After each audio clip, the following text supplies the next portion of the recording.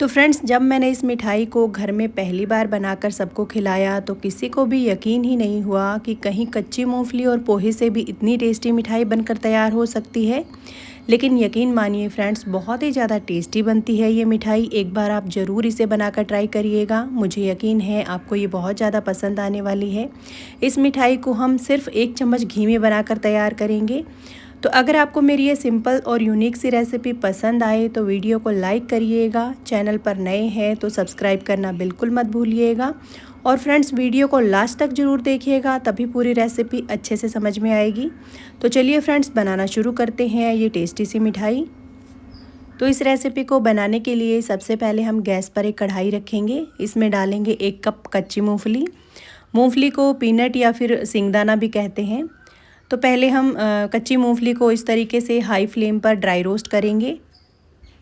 तो यहाँ पर मैंने गैस की फ्लेम को फुल रखा हुआ है। फुल फ्लेम पर इस तरीके से अगर हम इसे रोस्ट करेंगे तो इसका जो ऑयल है वो रिलीज़ नहीं होगा।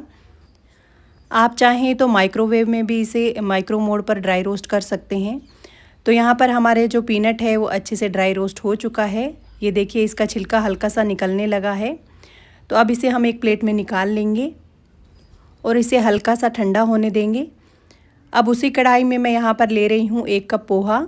जिस कप से मैंने 1 कप मूंगफली ली थी उसी कप से 1 कप मैं यहाँ पर पोहा ले रही हूँ। आपके पास मोटा या पतला जो भी पोहा हो वो आप ले सकते हैं। तो पोहे को भी इस तरीके से हम हाई फ्लेम पर ड्राई रोस्ट करेंगे। इसे आप लगातार चलाते हुए इस तरीके से ड्राई रोस्ट करिएगा। तो मैंने इसमें घी या ऑयल कुछ भी ऐड नहीं किया है। इसे हम लगातार चलाते हुए हाई फ्लेम पर इस तरीके से भून लेंगे। इसे भूनने में ज़्यादा टाइम नहीं लगेगा क्योंकि जो कढ़ाई है वो गर्म है। पोहे को इस तरीके से हाथ से हल्का सा दबाकर देखेंगे। तो यहाँ पर जो पोहा है वो अच्छे से भून चुका है। अब इसे भी हम एक प्लेट में निकाल लेंगे। तो इसे भी हल्का सा ठंडा होने देंगे। अब हम गैस पर रखेंगे एक पैन और इसमें डालेंगे 1 कप गुड़। इस रेसिपी को आज हम गुड़ से बनाकर तैयार करेंगे, जिससे इसका जो टेस्ट है वो भी बढ़िया आएगा और जो हमारी रेसिपी है वो भी हेल्दी बनकर तैयार होगी। अब जिस कप से मैंने 1 कप गुड़ लिया है उसी कप से 1 कप ही इसमें पानी डाल देंगे। तो इस रेसिपी के लिए हमें गुड़ और पानी की क्वांटिटी बराबर रखनी है। अब इसे हल्का सा गर्म होने देंगे। जैसे ही ये पानी गर्म होगा जो गुड़ है वो अच्छे से मेल्ट हो जाएगा। अगर आप चाहें तो आप इस रेसिपी को गुड़ की जगह चीनी से भी बना सकते हैं। तो यहाँ पर मैंने 1 कप गुड़ लिया है तो इसकी जगह पर आप 1 कप चीनी ले लीजिएगा और 1 कप ही पानी डाल दीजिएगा। तो यहाँ पर आप देख सकते हैं गुड़ पानी में अच्छे से मिक्स हो चुका है। अब दूसरी साइड जो हमने मूंगफली को ड्राई रोस्ट किया था उसका मैंने छिलका हटा लिया है। अब इसे हम दरदरा सा पीस लेंगे। तो इसे हम पल्स मोड पर ऑन ऑफ करते हुए इस तरीके से दरदरा सा पीस लेंगे। इसका हमें एकदम फाइन सा पाउडर नहीं बनाना है। तो यहाँ पर हमारी जो मूंगफली है वो अच्छे से पीस चुकी है। इसे हम एक बर्तन में निकाल लेंगे। अब हमने जो पोहा फ्राई किया है उसे भी मिक्सी जार में डालकर इसे भी पीस लेंगे। तो यहाँ पर मैंने पोहे को भी अच्छे से पीस लिया है। अब इसे भी उसी बाउल में निकाल लेंगे जिसमें हमने मूंगफली को निकाला है। तो दोनों चीज़ें अच्छे से पीसकर तैयार है। अब इसे हम साइड में रख देंगे। अब हम कढ़ाई में डालेंगे आधा चम्मच घी। हम यहाँ पर टोटल 1 चम्मच घी का यूज़ करेंगे। अभी मैं यहाँ पर आधा चम्मच घी डाल रही हूँ, उसके बाद हम आधा चम्मच घी और इसमें ऐड करेंगे। अब मैं उसी कप से डाल रही हूँ आधा कप डेसिकेटेड कोकोनट यानी कि नारियल का बुरादा।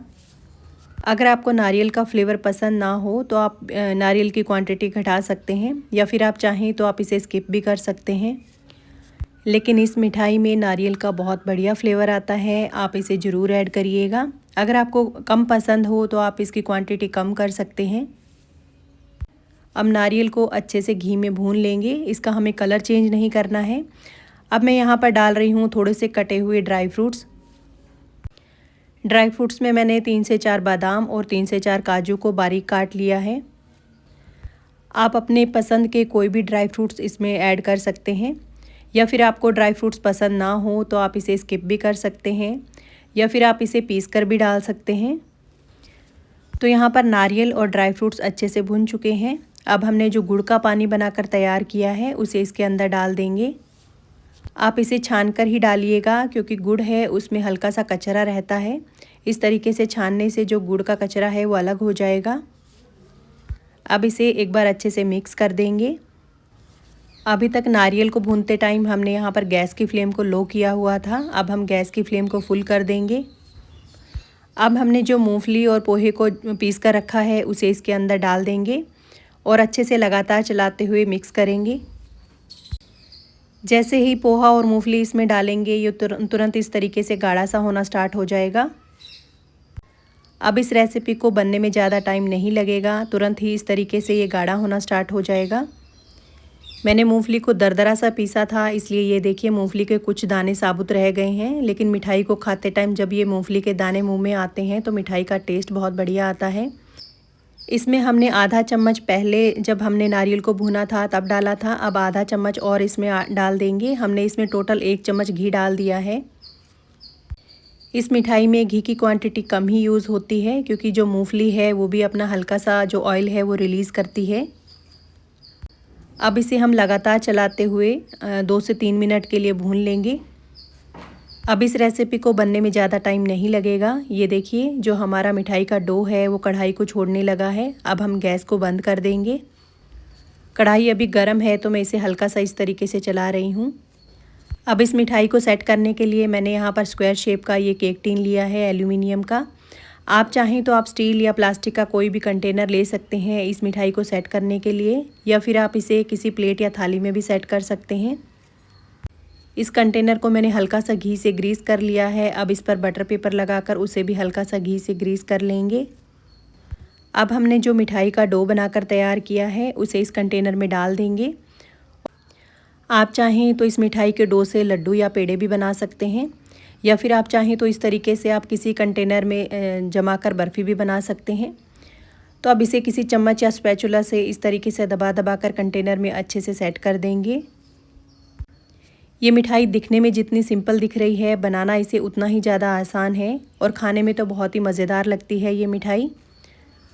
तो मैंने इस तरीके से अच्छे से कंटेनर में इसे सेट कर दिया है। अब इसे 10 से 15 मिनट के लिए फ्रिज में रख देंगे। जैसे ही ये ठंडा होगा मिठाई हमारी तुरंत सेट हो जाएगी।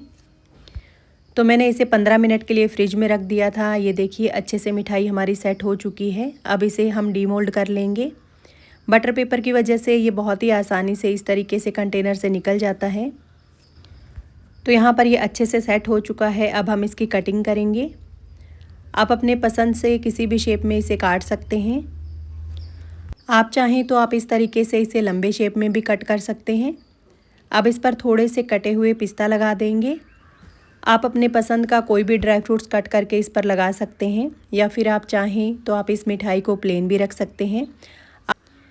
अब मैं इसे और भी अट्रैक्टिव बनाने के लिए इस पर थोड़ा सा चांदी का वर्क लगा रही हूँ, ताकि हमारी मिठाई खाने में तो टेस्टी है ही, दिखने में भी टेस्टी दिखे। तो यहाँ पर हमारी इजी और सिंपल सी मिठाई बनकर तैयार है। आप चाहें तो इस तरीके से आप इसे स्क्वायर शेप में भी कट कर सकते हैं। तो यहाँ पर हमारी सिंपल और इजी सी मिठाई बनकर तैयार है। ये मिठाई दिखने में जितनी ज़्यादा सिंपल दिख रही है, खाने में उतनी ही ज़्यादा टेस्टी बनती है। ये देखिए अंदर से एकदम सॉफ्ट और दानेदार बनकर तैयार हुई है। तो फ्रेंड्स, कैसी लगी मेरी आज की ये सिंपल सी रेसिपी, मुझे कमेंट करके ज़रूर बताइएगा। तो फ्रेंड्स, फिर मिलते हैं इसी तरह की नई नई रेसिपीज़ के साथ। तब तक टेक केयर, बाय बाय।